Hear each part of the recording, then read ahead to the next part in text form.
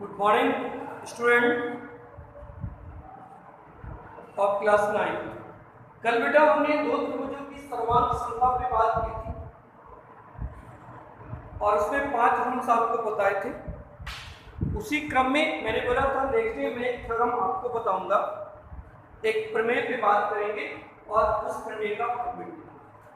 बेटा हम जानते हैं कि अगर दो भुजाएं और उनके इंक्लूडेड उभयनिष्ठ कोण बराबर है तो त्रिभुज क्या होंगे बेटा? सर्वांग समकोण। तो दूसरी थ्योरम दूसरे जो रूल था कोण भुजा कोण उसको हम सिद्ध कर रहे हैं साइड एंगल साइड से। भुजा कोण भुजा की सहायता से कोण भुजा कोण को हम सिद्ध कर रहे हैं। कोण भुजा कोण में क्या है कि अगर दो संगत कोण और उभयनिष्ठ भुजा दोनों में समान है तो त्रिभुज क्या होंगे बेटा? सर्वांग सम होंगे। कैसे समझो? ये त्रिभुज क्या है? एक तो ये एबीसी, दूसरा क्या है? अब दो भुजाएं बराबर है, इसका मतलब AB बराबर PQ है, कोण B बराबर Q है और BC बराबर Q है।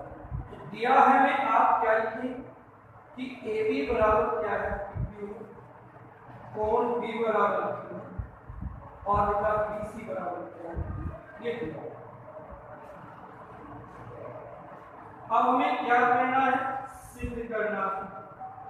सिर्फ ये कहना है कि दोनों त्रिभुज क्या है? सर्वांग सम। मतलब अगर एक दूसरे के ऊपर हम रखेंगे तो दोनों एक दूसरे को कवर करेंगे। ठीक है, अब देखिए सर्वांग सम सिद्ध करना है तो एक एक प्रूवमेंट पे बात करते हैं। देखो कोई भी भुजा किसी अन्य दी गई भुजा की या तो समान होगी या उससे बड़ी होगी या बेटा उससे छोटी होगी। तीन ही स्थितियां बेटा संभव है, इसके अलावा चौथी कभी भी संभव नहीं है। तो अगर ये स्थितियां पहली चीज समझे उत्पत्ति में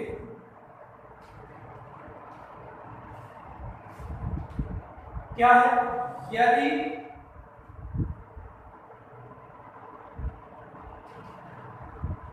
AB बराबर क्या है बेटा? AB और PQ दोनों को हमने समान मान लिया, ठीक है, ये तो बराबर होगी।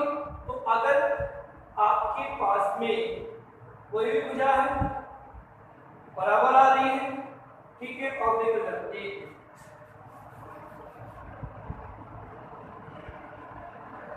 यहां पे बेटा दिया हमें ये राइट है, दो कोण बराबर है,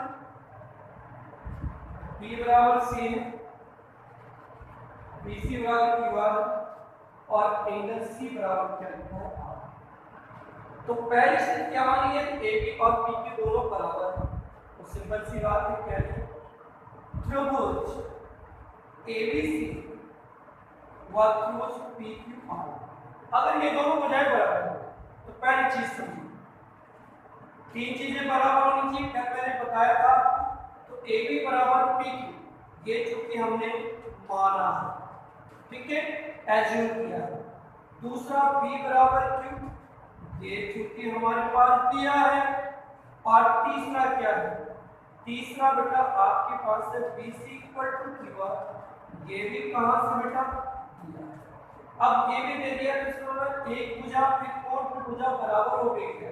और पहले रूप में हम जानते हैं अगर दो त्रिभुजों की संगत दो भुजाएं और उनके बीच का कोण बराबर है तो त्रिभुज कैसे होंगे बेटा? सर्वांग सम होंगे।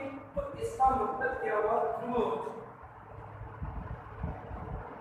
ABC सर्वांग सम क्या होगा? PQ। पहला केस कंप्लीट हुआ। अब स्थिति नंबर 2 पे बात करते हैं। अब स्थिति नंबर 2 पे जब बात करेंगे तो पहले इस यानी कि अगर दोनों बराबर हैं तो दोनों त्रिभुज कैसे होंगे? सर्वांग सम।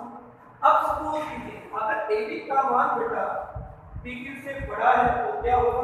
यहाँ पे देखिए जरा दूसरी कंडीशन को, केस नंबर 2 है, ठीक है। स्थितियां इसमें बदलेगी, तीनों स्थितियों में हमें सर्वांग सम करना है। ये पहली स्थिति थी।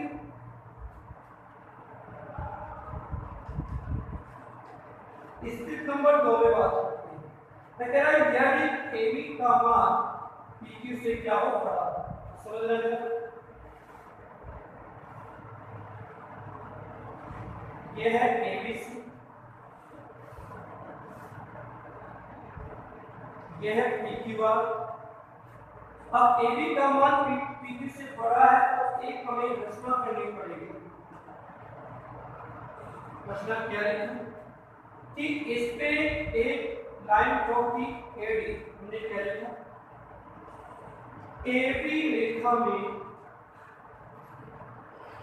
D एक बिंदु लिया,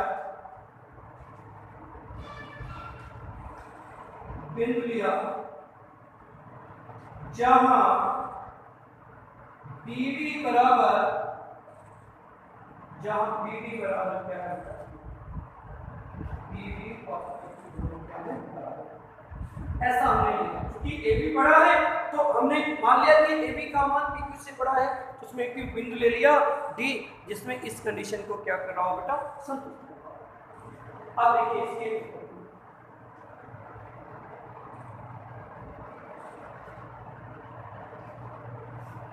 समझ लो, तो दो त्रिभुज लिया, पहला कौन सा लिया, त्रिभुज ABC और दूसरा कौन सा लिया,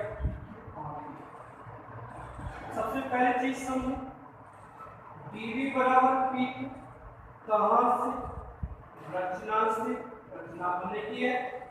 दूसरा कोण B बराबर कोण Q, ये कहां से दिया गया है, और BC बराबर क्या है, QR, ये भी कहां से दिया है। इसका मतलब कोण DBC सर्वांग सम क्या होगा बेटा, ये दोनों का सर्वांग सम हो गए तो इसका मतलब इनके संगत कोण बराबर होंगे। एक वर्ड होता है अगर दो त्रिभुज सर्वांग सम है तो उनके संगत भुजाएं या संगत कोण समान होते हैं, संगत कोण या संगत भुजाएं समान होते हैं। अगर अब ये दोनों क्या होंगे, भुजा कोण भुजा से क्या होंगे, समान से, इसका मतलब संगत कोण बराबर होंगे, तो आप कहेंगे BCB बराबर क्या हो जाएगा, कोण R, क्योंकि क्या बोलेंगे, संगत कोण।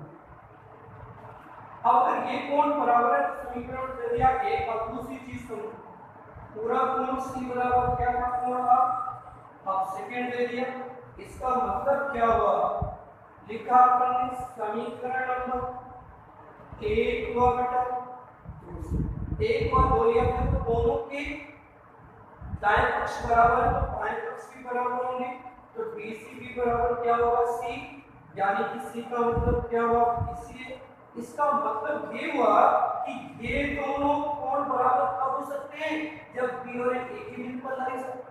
मतलब क्या हुआ कि B व बिंदु A एक ही बिंदु पर स्थित है, एक ही बिंदु पर बेटा स्थित। इसका मतलब अगर DBG PQR के सर्वांग सम है तो बेटा ABCB क्या होगा, PQR के सर्वांग सम। मतलब अगर AB का मान PQ से बड़ा हम मान के चले तब भी ये क्या प्रूफ हो गया, सर्वांग सम प्रूफ हो गया। इसी क्रम में अब स्थिति नंबर तीसरी, पहले क्या बताइए आपको, पहले ये बताइए कि AB और PQ बराबर है तो भुजा कोण भुजा से आसानी से सर्वांग सम सिद्ध हो गया। दूसरा बड़ा बताया, तब भी सर्वांग सम आ गया। तीसरी कंडीशन, तीसरी स्थिति क्या होती है, अगर बेटा ये से क्या है, छोटा है। अगर छोटा होगा तो हमें क्या करना है, समझना होगा।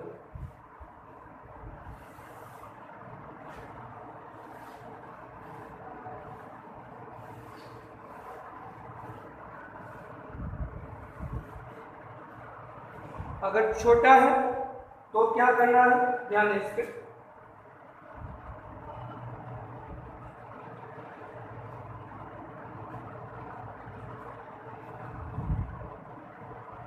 देखिए स्थिति नंबर तीसरी, स्थिति नंबर थर्ड क्या है,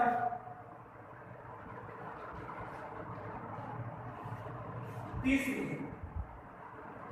यदि AB का मान PQ से क्या छोटा है तो हमें एक रचना अभी किसमें की थी हमने, ABC में रचना की। अब हम इसमें रचना कर देंगे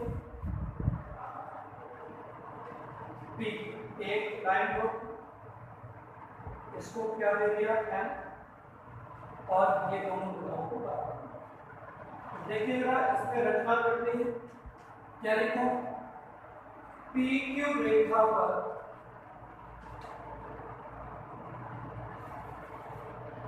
PQ रेखाखंड के एक बिंदु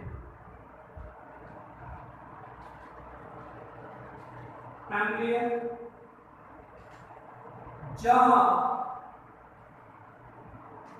Q1 बराबर क्या है, या MQ या QM का मान कितना है, ठीक है। ऊपर की लेते हैं, वही जैसा पहले क्या सेम रहेगा, बहुत लूज लिया ABC, दूसरा कौन सा लिया बेटा, MQ R, ये दो त्रिभुज। तो पहली चीज समझ लेना बेटा, इसमें क्या लेंगे, AB बराबर क्या है बेटा, MQ, AB बराबर क्या है, MQ, कोण P बराबर कोण Q है, ये तो आपने अभी रचना की, रचना से ये कहां से बेटा, क्योंकि हमारे पास क्या है, और तीसरी से क्या जाएगा बेटा, BC बराबर QR, ये भी क्या है बेटा, ठीक है। तो त्रिभुज ABC सर्वांग सम क्या हो गया बेटा, कौन से नियम से, भुजा कोण भुजा हम पहले जानते हैं, और उसकी सहायता से कोण भुजा कोण से। अब ये दोनों बराबर है, तो इसका मतलब क्या हो गया कि कोण से क्या हो जाएगा, कोण MRQ, क्योंकि आप जानते हैं दो त्रिभुज अगर समान समतल के संगत भुजाएं या संगत कोण बराबर हो तो बराबर हो, इससे दे दिया समीकरण नंबर 3। अब चूंकि एंगल C का मान हमारे पास क्या है, एंगल PRQ भी है, समीकरण नंबर 2, तो लिखा हमने समीकरण नंबर 1 हुआ क्या लिया 2 से, तो दोनों के बाएं पक्ष बराबर है, तो दाएं में क्या होंगे बराबर, तो MRQ इक्वल टू क्या हो गया, तो ये दोनों कोण बराबर कब हो सकते हैं, जब M और P एक ही बिंदु पर है। इसका मतलब क्या हुआ कि M हुआ